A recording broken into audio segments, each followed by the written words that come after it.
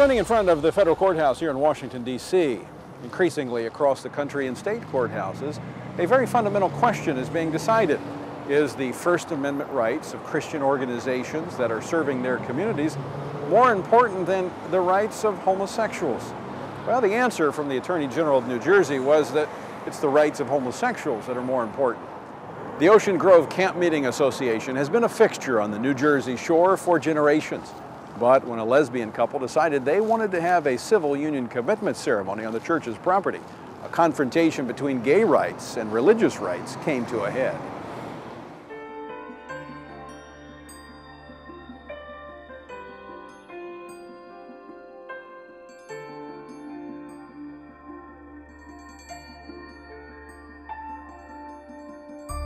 Well, Ocean Grove was founded in 1869 by a group of Methodist pastors that were coming out of New York City and northern New Jersey, and within a 50-mile radius of Ocean Grove, 1/6 of the entire population of the United States lives. So Ocean Grove Camp Meeting has been able to be instrumental in a lot of different movements over the years because of its strategic location. This is the great auditorium. This place was built in 1894. As you can see behind me, it says "Holiness to the Lord, so be ye holy." That's part of the holiness tradition under which the camp meeting was founded. The whole idea stems out of the camp meeting tradition, which was where the people would come and pitch their tents and come together in a sense of community to be revived so that they would have this opportunity to go back to wherever they came from on fire for Jesus. As the seasons went on and the years went on, people didn't want to go back home again after they were here for a while. They loved it, so they would stay longer and longer, and then soon permanent buildings were established. Part of our mission statement is to provide an opportunity for spiritual birth, growth, and renewal in a seaside, Christian seaside community. As we get to this place, we can stop for a minute and just take a look at Elwood Stokes. He was the first president of the Camp Meeting Association. He was an incredible visionary. That he had the foresight to go to the New Jersey State Legislature to receive a charter from the state legislature which set aside Ocean Grove as a place for the perpetual worship of Jesus Christ, a charter that's still in existence today. Not so likely that we would get that if we went for it today, but he was able to do that in 1870. To this day, the Ocean Grove Camp Meeting Association owns the entire beach, all the beachfront. We own the boardwalk and maintain the boardwalk, and we also have maintained from the state 1,000 feet of riparian rights into the water, which gives us the opportunity to be able to do things like have this cross on the beach and another cross at the other end of the beach, and to be able to do Christian beach festivals and all different kinds of things that you never would be able to do if the state owned the beach.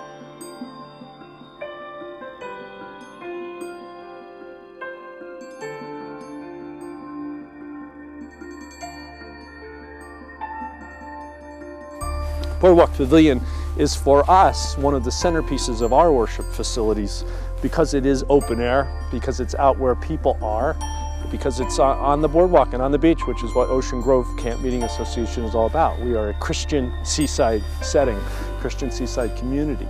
So at this particular building, we hold worship services every Sunday morning. It's one of our fastest growing worship services, in fact. And every Sunday morning, we have the opportunity to see many people come to Jesus Christ, and many of whom didn't even know they were going to church that day. So what we've been able to do is provide this great opportunity right out in the open, which is what our Wesleyan holiness tradition is all about. Where this issue began was back in February of 2007. The Supreme Court of the state of New Jersey forced the legislature to create a civil unions law for New Jersey, which enabled same-sex couples to have a civil union. Shortly thereafter, we had a couple approach us at the camp meeting to hold their civil union ceremony in this building. Now, the state law in New Jersey protects churches from being forced to do civil unions, but this building was not seen as a church in their eyes. So they approached us. They asked if they could hold their ceremony here. We politely and explained that it's a worship facility for us. It's a place where we do worship of Jesus Christ, and it would be not appropriate for us to authorize that kind of a ceremony in this building. So they went away, and we were served with a subpoena from the Division of Civil Rights of the Attorney General's office in New Jersey shortly thereafter, saying that we had discriminated against this couple and taken their civil rights away by not allowing them, and that we would be forced to do that or face the consequences, and that the Attorney General's office was going to produce an entire investigation to determine whether or not there had actually been discrimination. We found the Alliance Defense Fund, and they decided that they would support this case, and they would take on this case, and they would support us, and they have been spectacular ever since. There's another example of pitting religious freedom and the rights of a religious institution against a same-sex couple who wanted to use their property. It's not only unconstitutional, it is the wrong way to go. So Tony, for us, it's moving to the federal court has been the concept of trying to protect our religious liberty. And it's been the concept of having the state of New Jersey tell us, A, that we're not a church, and B, this building is not a church facility. And really for us, the real core issue is, do we want the state to be able to dictate what is a church and what isn't a church?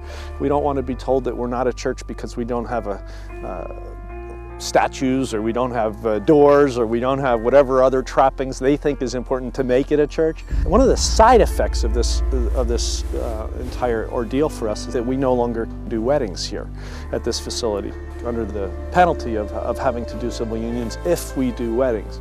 But so many people have grown up in this environment, and we have so many couples that have met one another in this town and met one another on this beach, and they've chosen this facility as a place to do their ceremony because it's so critically and valuably important to who they are. And now they can't have their ceremony there because of the chilling effect of a couple who wanted to do a civil union, and we said no, and now the state has made it impossible for us to do weddings here. The pivot point issue here was the pavilion is not a church in the state's estimation. So we felt that was such a valuable and such an incredibly important position and issue to stand on, because it really represents, every storefront church in the United States could therefore be considered not a church because it's a storefront, or any outdoor worship facility, or anything that doesn't meet somebody else's mold for what a church is supposed to be could now all of a sudden be forced to do something because it didn't meet the state's criteria for what a church is. So that's why, again, we felt this was such a critical issue to stand on, not just for ourselves and our own religious liberties, but also religious liberty for all churches and all religious organizations here in New Jersey and potentially around the country.